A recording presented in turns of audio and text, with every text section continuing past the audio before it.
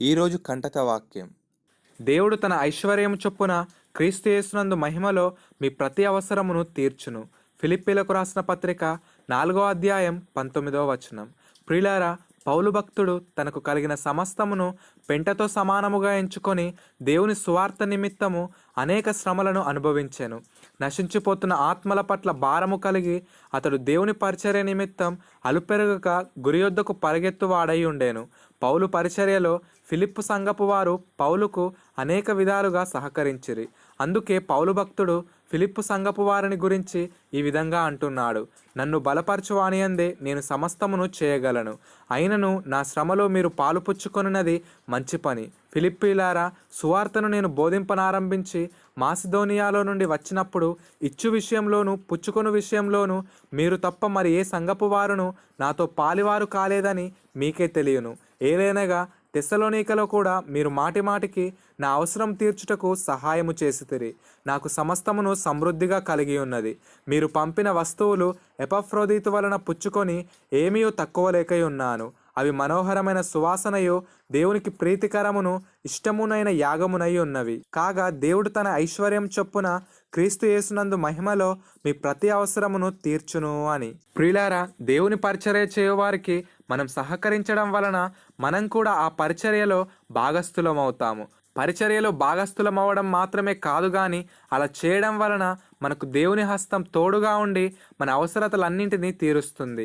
దైవజనుడైన ఏలియా విధవరాలింటికి వెళ్ళినప్పుడు ఆమెకు కలిగిన కొద్ది పిండితో ఏలియాకు రొట్టెను చేసి ఇచ్చెను. ఆమె చేసిన ఈ కార్యమును బట్టి ఆ కరువు కాలం అంతయు తొట్టిలోని పిండి బుడ్డిలోని నూనె అయిపోకుండా ఆమె దేవునిచే పోషింపబడెను. దేవుడు తన పరిచారకులను ఏ విధముగానైనను పోషింపగలడు. అందుకే ఆ విధవరాలింటికి వెళ్ళకముందు ఏలియా కాకుల ద్వారా పోషింపబడెను. విధవరాలిని కరువులో పోషించుటకే దైవజనుడైన ఏలియా ఆమె యొద్దకు దేవునిచే నడిపించబడెను. బైబిల్లోని ఇలాంటి సందర్భాలను కొన్నింటిని మనం జ్ఞాపకం చేసుకున్నట్లయితే 3 దేవదూతలకు ఆశ్రయమిచ్చిన అబ్రహాము గొప్ప ఆశీర్వాదాన్ని పొందుకున్నాడు. ఆ 3 దేవదూతలలో 2కి ఆశ్రయమిచ్చిన లోతు తన కుటుంబం నాశనం కాకుండా రక్షించుకోగలిగాడు. దేవుని యందు భయభక్తులు కలిగిన షూనేమీయురాలు ఎలీషాకు ఆశ్రయం ఇవ్వడం వలన ఆమె సంతానమును పొందుకొనెను. యేసయ్యకు ఆశ్రయం ఇచ్చిన మార్తా మరియలు గొప్ప మేలులను ఆయన ద్వారా పొందుకొనిరి. ఇలా దేవుని పరిచారకులకు సహాయము చేసి అందరూ కూడా దేవుని దీవెనలు పొందుకొనిరి.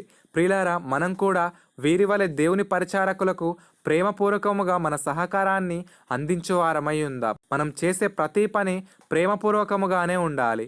సనుగుకొంటూ మనం ఎవ్వరికి ఏ సహాయము చేయకూడదు. మొర్దెకై హామాను వలన యూదులకు సంభవింపబో నాశనంను గూర్చి విని దీని విషయమై రాజునొద్దకు వెళ్ళమని ఎస్తేరుకు కబురు పంపగా, ఎస్తేరు పిలువబడక పురుషుడే గాని స్త్రీయే గాని రాజు యొక్క అంతర్గృహమును ప్రవేశించిన ఎడల బ్రతుకున్నట్లుగా రాజు తన బంగారపు దండమును ఎవరి తట్టు చాపునో వారు తప్ప ప్రతివాడు సంహరింపబడునన్న కఠినమైన ఆజ్ఞ కలదని మొర్దెకైకి తెలియజేశాను. ఈ మాటను విన్న మొర్దెకై, నీవు ఈ సమయమందు ఏమీ మాట్లాడక మౌనముగానున్న ఎడల యూదులకు సహాయమును విడుదలయు మరి ఒక దిక్కు నుండి వచ్చును. కానీ నీవును నీ తండ్రి ఇంటి వారును నశించుదురు. నీవు ఈ సమయమును బట్టియే రాజ్యమునకు వచ్చితివేమో ఆలోచించుకొనుమని చెప్పాను. ఆ మాటను విన్న ఎస్తేరు ధైర్యము తెచ్చుకొని దేవునికి ప్రార్థించి ఆ ప్రార్థనా శక్తి ద్వారా యూదులను రక్షించుకొనెను. ప్రియులారా, మనకున్న కలిమిని బట్టి మనం అతిశయించకుండా దేవునిచే గొప్పగా ఆశీర్వదింపబడులాగున దేవుని పరిచారకులకును అనాథలకును విధవరాళ్లకును దిక్కులేని వారికిని ఆపదలో ఉన్న అనేకులకు సహాయము చేయువారమై ఉండాలి. ఎందుకంటే వీరందరూ దేవునిచే ఎన్నుకోబడిన వారై ఉన్నారు. తీర్పు దినమున దేవుడు తన కుడివైపున గొర్రెలను ఎడమవైపున మేకలను నిలువబెట్టి తన కుడివైపున ఉన్న వారిని చూచి, నా తండ్రి చేత ఆశీర్వదింపబడిన వారలారా రండి, లోకము పుట్టినది మొదలుకొని మీ కొరకు సిద్ధపరచబడిన రాజ్యమును స్వతంత్రించుకొనుడి. నేను ఆకలిగొంటిని, మీరు నాకు భోజనం పెట్టిరి. దప్పిగొంటిని, నాకు దాహమిచ్చిరి. పరదేశినయ్యుంటిని, నన్ను చేర్చుకొంటిరి. దిగంబరినయ్యుంటిని, నాకు బట్టలిచ్చితిరి. రోగినయ్యుంటిని, నన్ను చూడవచ్చితిరి. చెరసాలలో ఉంటిని, నా యొద్దకు వచ్చితిరని చెప్పి మిక్కిలి అల్పులైన ఈ నా సహోదరులలో ఒకనికి మీరు చేసితిరి గనుక నాకు చేసితిరని నిశ్చయముగా మీతో చెప్పుచున్నానని వారితో అనును.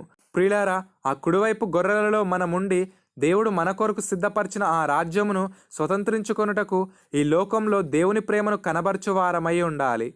దేవుని వాక్యం ఈ విధంగా సెలవిస్తుంది, నన్ను ప్రేమించు వారిని ఆస్తికర్తలుగా చేయుదును, వారి నిధులను నింపుదును అని. ప్రియులారా, దేవుని ప్రేమను కలిగిన మనము ఆ ప్రేమను ఇతరులకు పంచువారమై ఉండాలి. మనం ఆపదలలో ఉన్న వారిని ఆదుకొనుట కొరకే దేవుని వలన ఆశీర్వాదములు పొందుకున్నామని గ్రహించి వివేకము గలవారమై వారికి సహాయమును చేయువారమై జీవిద్దాం. దేవునిచే ఎన్నుకొనబడిన పరిచారకులు పౌలు వలె తమ కొరకు ఏమీ దాచుకొనక సువార్త విషయమై ప్రయాసపడువారుగా ఉంటారు. అటువంటి వారికి మన సహకారాన్ని ఫిలిప్పు సంఘపు వారి వలె అందించి దేవుని చేత మన ప్రతి అవసరాన్ని తీర్చుకుని వారమై జీవిద్దాం. ఈ వాక్యము దేవునిచే ఏర్పరచబడిన మనము ఇతరులకు సహాయాన్ని చేసేవారిగా ఉండాలని మనకు తెలియజేస్తుంది. కనుక ఈ రోజంతా ఈ వాక్యాన్ని ధ్యానిస్తూ దేవుని ప్రేమను ప్రజలందరికీ పంచువారమై జీవిద్దాం. దేవుని హస్తం మనందరికీ తోడై మనలను గొప్పగా ఆశీర్వదించునుగాక. ఆమేన్.